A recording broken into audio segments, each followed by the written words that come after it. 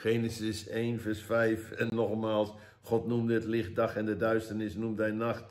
Toen was het avond geweest en morgen geweest de eerste dag. Hij noemt het duisternis nacht.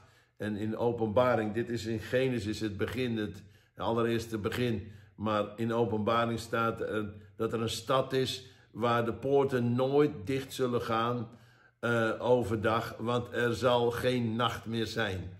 Hier is nog dag en nacht, maar er komt een tijd dat er geen nacht.